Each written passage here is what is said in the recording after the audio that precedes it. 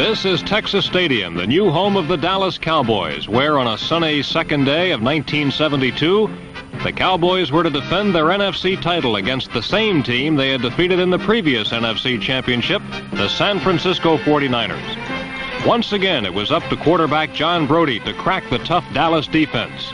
And while Brodie had not had a super season, the 49ers considered themselves a better overall team than ever before. But Tom Landry, the only head coach in the 12-year history of the Dallas Cowboys, also had a better overall team than ever before. And as always, the constant factor in the Cowboys' success was defense. All-everything tackle Bob Lilly and the Doomsday defense were in the playoffs for the 6th consecutive year, a record unmatched in NFL history. They had won a club record 8 straight games and were undefeated ever since midseason, when Roger Staubach took over at quarterback. The Cowboys were ready to win their 9th straight, the next-to-last step on the way to their first World Championship.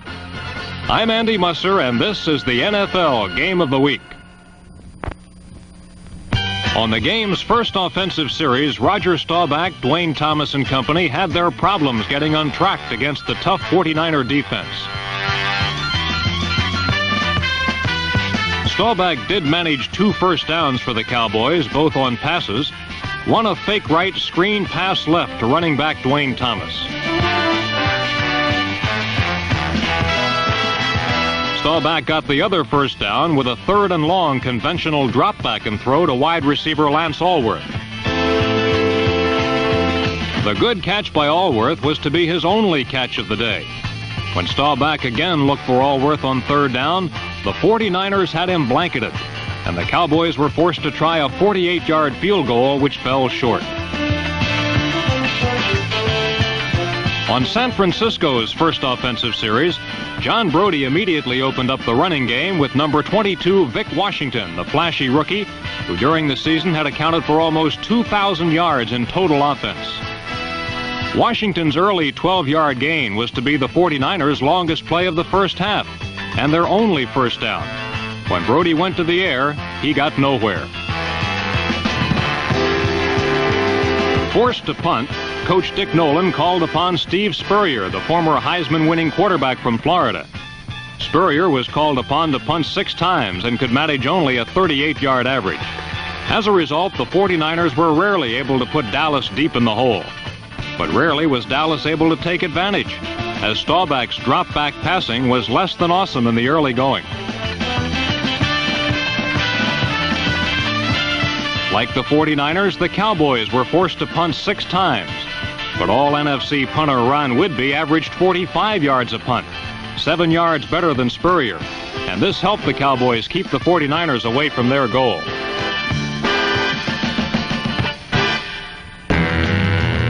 The rest of the first quarter, Brodie fell into a predictable pattern. On first down, Vic Washington was sent out to get a few grudging yards. Dallas would allow no more than that.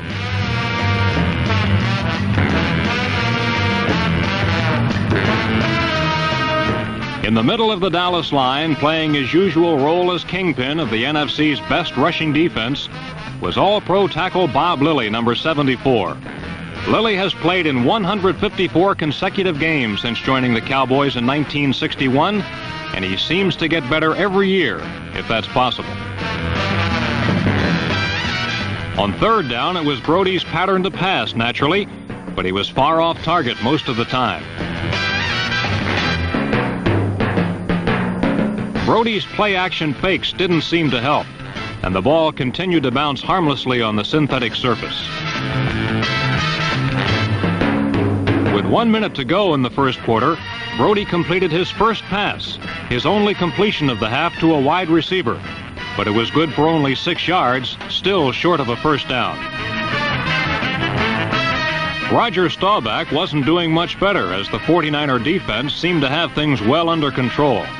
Staubach's drop-back passing had been stopped, and neither Dwayne Thomas nor number 35 Calvin Hill was able to gain more than a very rough 3 yards or so at a crack.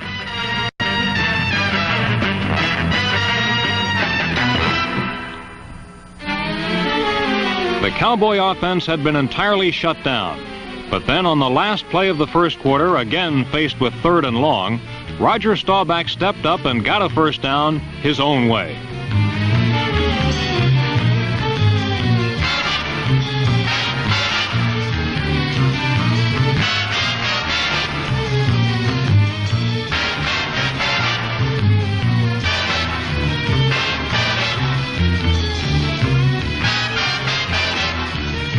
After speaking with Coach Landry between periods, on the first play of the second quarter, Staubach returned to the Cowboys' customary attack, again unsuccessfully.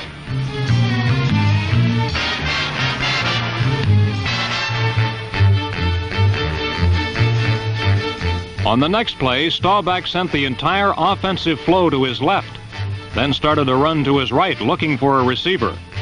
What followed was certainly not in the Dallas playbook. Some think perhaps it should be.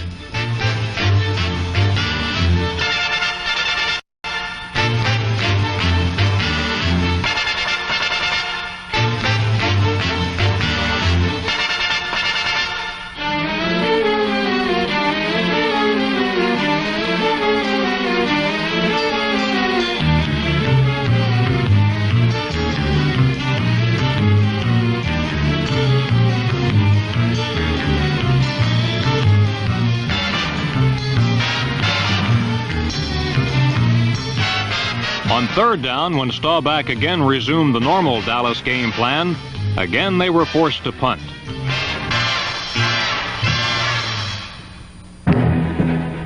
Then John Brodie made his most costly mistake of the year.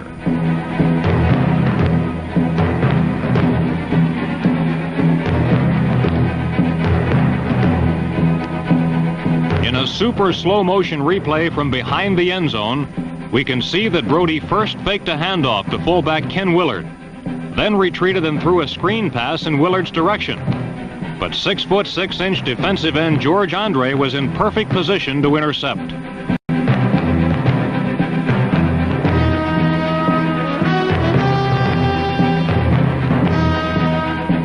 There are many better-known members of the Doomsday defense, but George Andre, the 10-year veteran from Marquette, had made the game's biggest play and perhaps the biggest play of the season for the Cowboys.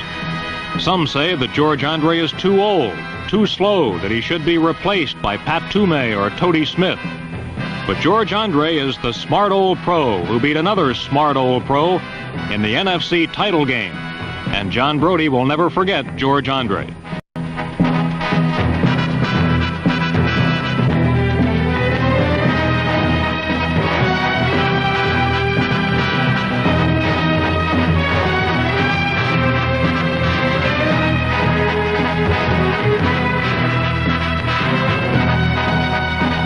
Calvin Hill vaulted in for the touchdown and the 6 points that turned out to be more than enough to win the NFC title for Dallas.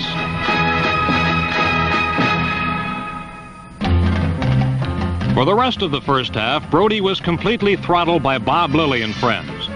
For the half, the 49ers had a total of 1 first down. Brodie's passing statistics for the half were equally embarrassing. In 9 attempts, just 2 completions for a grand total of 4 yards.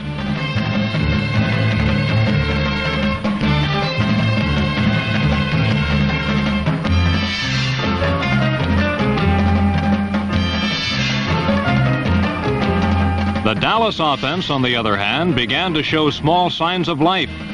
Dwayne Thomas carried twice for his only 2 good gains of the half, 8 yards up the middle, and then 10 yards around left end behind all-conference guard John Nyland, number 76.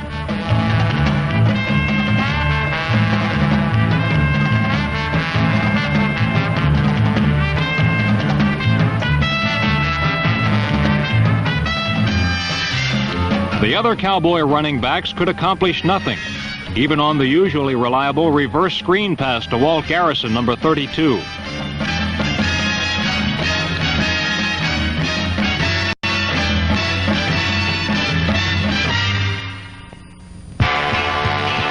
In the late stages of the first half, Roger Staubach took over the game. He rifled one for a first down to Bob Hayes, and on a 3rd and 19 play, he again stayed in the pocket and found his secondary receiver, tight end Billy Truax, for 21 yards, the longest play of the half.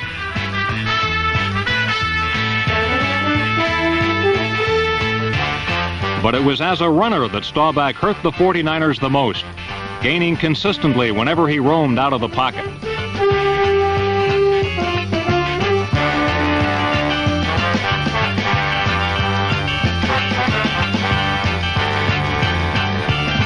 Although Staubach averaged over 8 yards per carry during the regular season, Coach Landry frowns upon such frivolous antics, and a good deal of this frowning results from the depressing thought that one day, the end of a Staubach scramble may bring the end of a scrambling Staubach.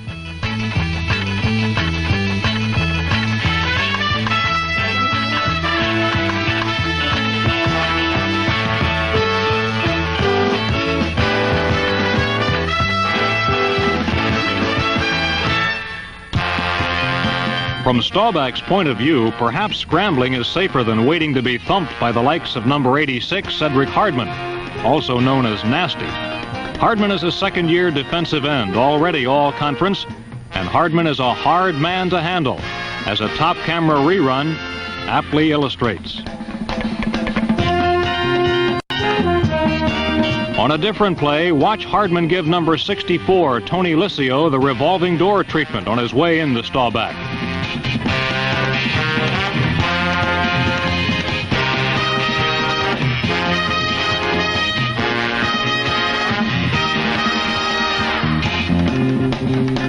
On the last play of the half, Hardman ran over Liscio, chased Staubach out of the pocket, then caused him to fumble. The 49ers recovered the loose ball, the only such recovery by either team in the game.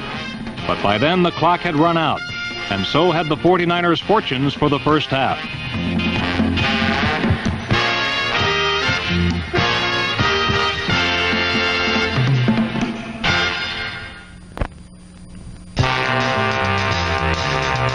Defense had dominated the action in the first half, and in the final 2 quarters the trend would continue.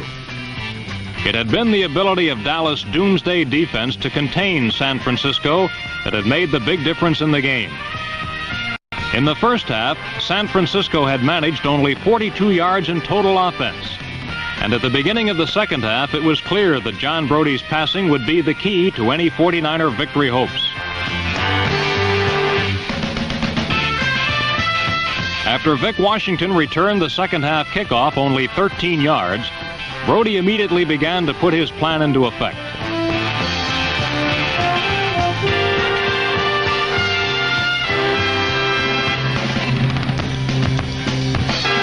Number 18, Gene Washington, and number 82, Ted Kwolek, were Brody's main targets in the second half, as the 49er offense finally showed signs of life.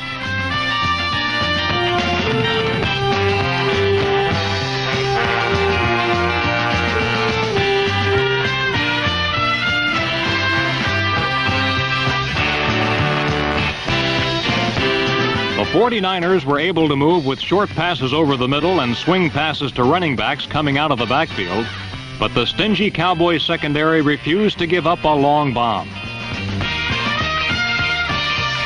On second down, Brody again connected with sure-fingered Ted Kwolek, the NFC's second leading receiver, and Kwolek took the ball to the Dallas 21. But there, another 49er effort was halted, and Bruce Gossett, number 30, was called on to provide the only points San Francisco would manage all afternoon. The Dallas defense was so tough that the 49ers got inside the Cowboy 40 only twice all day, and Gossett's 28-yard field goal was the only outburst from a team that had averaged 3 touchdowns per game this year. Now it was again Staubach's turn, but he too was facing one of the NFL's toughest defenses. The 49ers gave up the short sideline passes, but did an excellent job of protecting against a Cowboy trademark, the long bomb. Cowboy wide receivers Bob Hayes and Lance Allworth had trouble getting open against the glove-tight coverage of the 49ers secondary. But the Dallas arsenal is so awesome that it can burst a game open at any time. This year, the Dallas running game has been paced by temperamental Dwayne Thomas, number 33. But in this game, he picked up only 44 yards. Cat-quick defensive linemen like number 70, Charlie Kruger, did a good job of rushing Staubach. But there is one Dallas weapon that no defense has been able to stop consistently, And that is Staubach scrambling.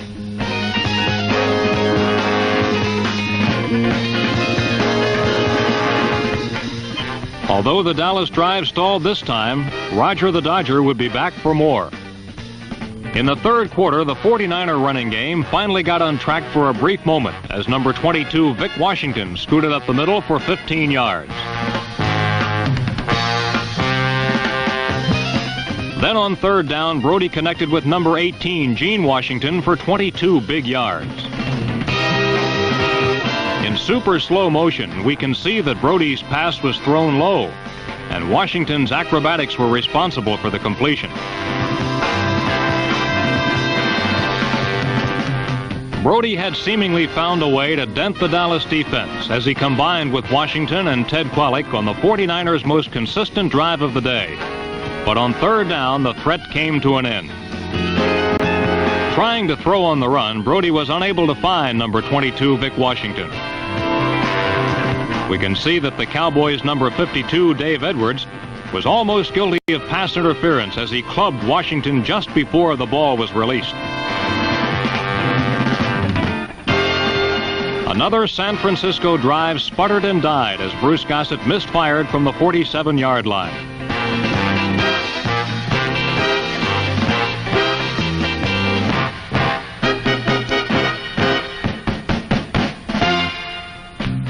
With time running out in the third quarter, Roger Staubach was determined to go back to the air. Although Lance Allworth was ruled out of bounds on this reception, Staubach's ad-lib antics resulted in a 17-yard completion to player coach Dan Reeves, number 30.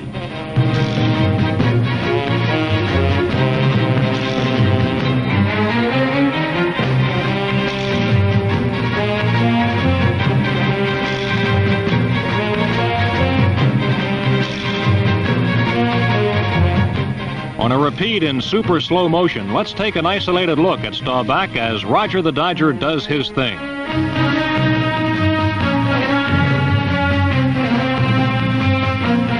Dallas coach Tom Landry would like to see Staubach remain in the pocket rather than risk injury on his daring jaunts, but it was Staubach's scrambling that was instrumental in confusing the San Francisco defense.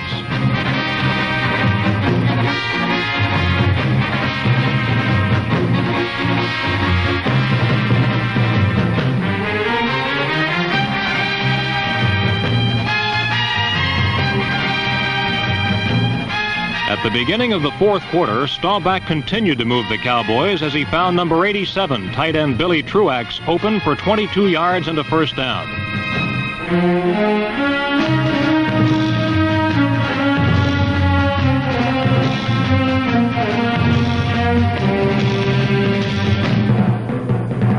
Staubach was intercepted only 4 times this year, and his scrambling ability had a lot to do with this statistic. When he can't locate an open receiver, Staubach simply tucks the ball under his arm and takes off.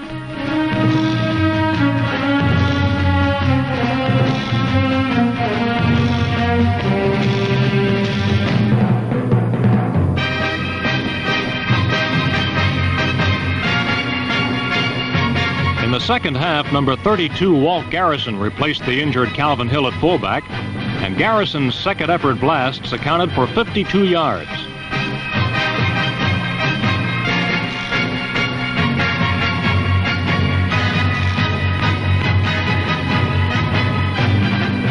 Having established a ground game, Staubach on 3rd and 2 crossed up the 49ers with a bullet to number 89 Mike Ditka.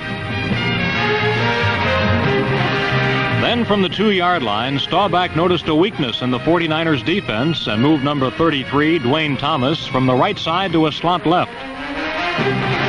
Apparently, Staubach's adjustment was correct as Thomas danced untouched into the end zone to give Dallas a 14-3 lead.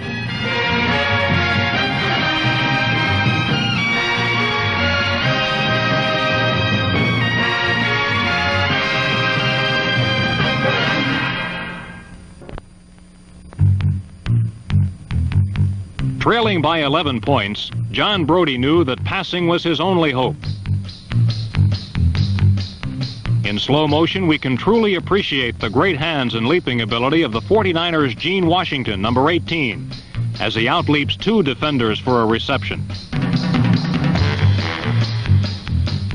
But San Francisco was unable to complement Brody's passing with an effective running game, as the Dallas defense, anchored by number 74, Bob Lilly, held the 49ers' Ken Willard to only 3 yards rushing all day.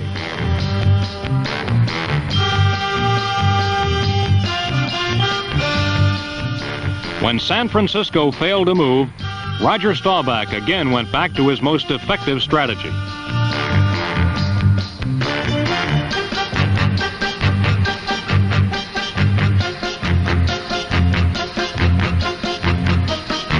But the Big Red defense put the squeeze on Staubach's freewheeling trips as they desperately tried to get the ball back.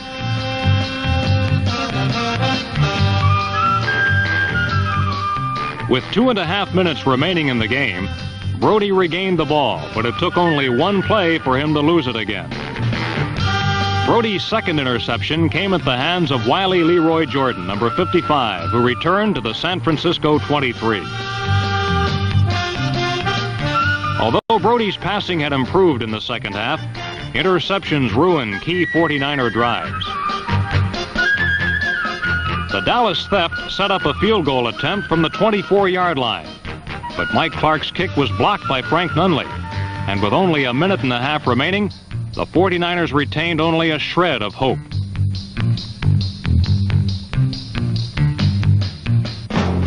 In the final moments of play, John Brody staged a frenzied passing display as he frantically tried to snatch victory away.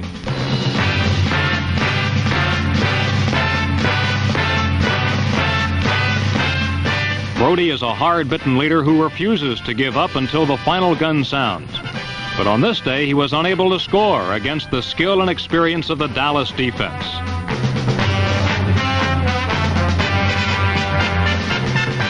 With 19 seconds remaining in the game, Brody was chased out of the pocket and served up his third interception of the day. The theft by Cliff Harris squeezed the last breath out of the 49ers as the Cowboys delighted their fans with a 14-3 victory over San Francisco.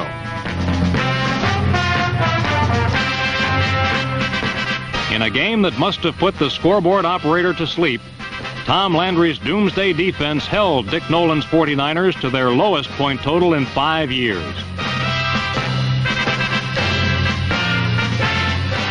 For the Cowboys, it was their 6th trip to the playoffs, and they were again rewarded with a trip to the Super Bowl. But the victory brings the big one, the game Dallas supposedly can't win. But this year, it appears the Cowboys just have too much talent to lose again.